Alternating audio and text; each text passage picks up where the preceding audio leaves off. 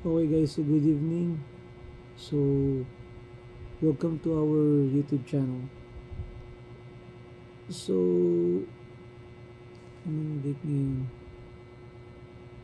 April 13, 2026. So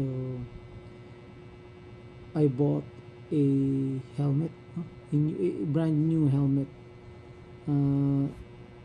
Ito yung Evo, no? So this is Evo. Yung guys, oh. So I bought a helmet, Evo. Yung model niya is GT Sport H157. So it's a GT Sport, right?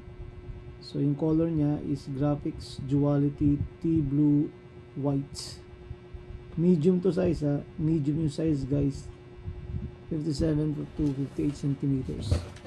So always remember na when you are driving a motorcycle, always wear a helmet, right? So ito yung nabili ko. Flex ko sa inyo to. Ang ganda, di ba guys? Yung notice, ang ganda. Yung gusto ko to parang alien eh.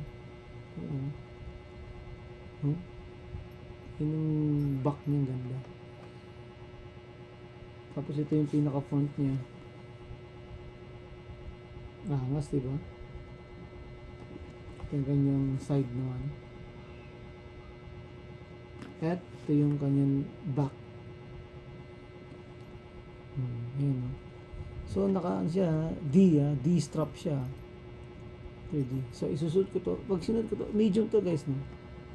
So gusto ko to pag sinusuot. Ayan. Ano siya, talagang fit siya. It save lives talaga.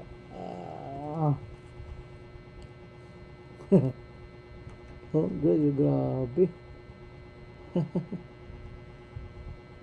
Very, magaan siya. Ngayon, pag ginanito ko, hindi kasi ito D start. Ano pala yung pagkakalagay niya?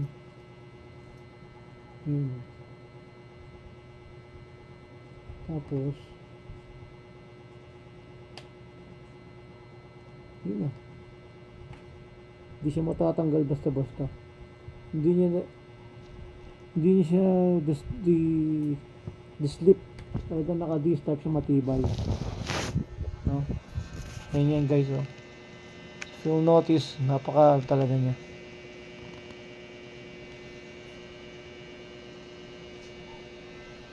Diba? Ganda tong Evo na to.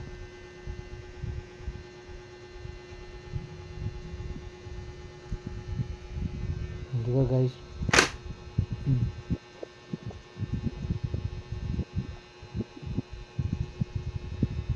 Very good. I like it. Ang ganda.